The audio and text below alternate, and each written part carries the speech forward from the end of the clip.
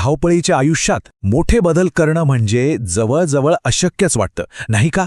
पण विचार करा, जर कोणी सांगितलं की सगळ्यात मोठे बदल फक्त 5 मिनिटात सुरू होऊ शकतात. हो, ही गोष्ट आहे त्याच 5 मिनिटांच्या जादूची, 5 मिनिटांच्या परिवर्तनाची.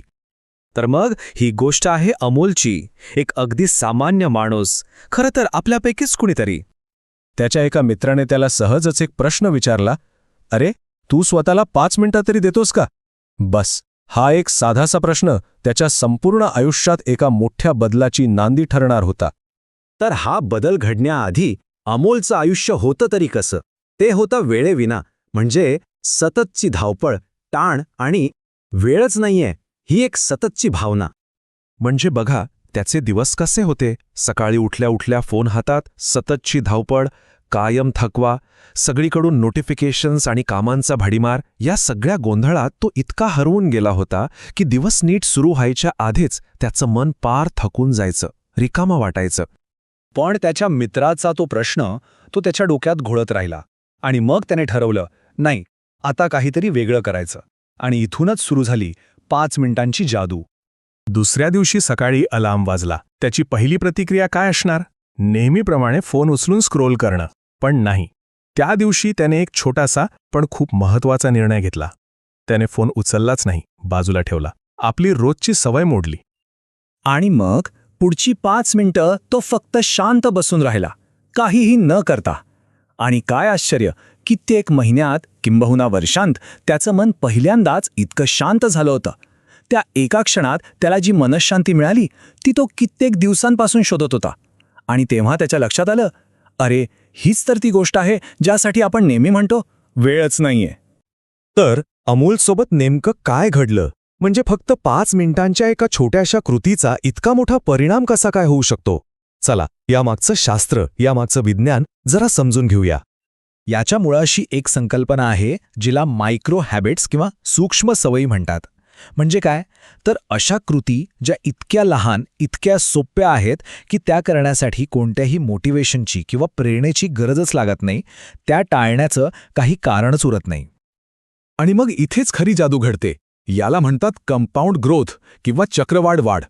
जसं बँकेत छोट्या रकमेवर चक्रवाढ व्याज लागून ती रक्कम मोठी होते ना, अगदी तसंच या छोट्या छोट्या पण सातत्याने केलेल्या सवयी कालांतराने आपल्या आयुष्यात प्रचंड मोठे आणि सकारात्मक परिणाम घडवून आणतात. आता आकडा बघा, 30 तास, दिवसाची फक्त 5 मिनिट. जर आपण रोज दिले तर वर्षाच्या शेवटी ते 30 तासांपेक्षा जास्त होतात. विचार करा, एवढ्या वेळात एखादं नवीन कौशल्य शिकता येतं, कित्येक पुस्तकं वाचून होतात किंवा साधं स्वतःसाठी मनःशांती मिळवता येते. केवढा मोठा फरक आहे हा. ठीक आहे, हे सगळं ऐकून छान वाटतंय, पण मग सुरुवात कशी करायची? चला, अमोलने काय केलं ते बघूया आणि आपल्यासाठी बदलाचे आणखी कोणते पर्याय आहेत तेही पाहूया. अमोलने स्वतःसाठी एक मस्त 5 मिनिटांचा नियम बनवला. बघा किती सोपा आहे. 1 मिनिट फक्त शांत बसायचं. पुढचं 1 मिनिट मनातल्या मनात आभार मानायचे, कृतज्ञता व्यक्त करायची. 3ऱ्या मिनिटाला दिवसाचं एखादं छोटंसं ध्येय ठरवायचं. 4थ्या मिनिटाला स्वतःलाच सांगायचं की मी हे करू शकतो, म्हणजे स्वतःवर विश्वास ठेवायचा. आणि शेवटचं 1 मिनिट चेहऱ्यावर एक छानसं हसू आणायचं. बस, दिवसाची सुरुवातच किती सकारात्मक होते यामुळे.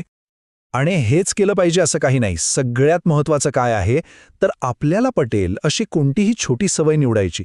अगदी पुस्तकाचं एक पान वाचा किंवा उठल्या उठल्या फक्त आपलं अंथरूण व्यवस्थित करा, काहीही चालेल. दिवसाची सुरुवात एका छोट्याशा यशाने करणं हीच तर खरी गोष्ट आहे. तर मग अमोलने रोज ही 5 मिनिटांची गुंतवणूक केली. त्याचा परिणाम काय झाला? त्याच्या आयुष्यात काय बदललं? चला तर त्याच्या या नव्या कथेची सुरुवात पाहूया. काही आठवडे गेले असतील आणि त्याच्या मित्रांच्याचही लक्षात आलं.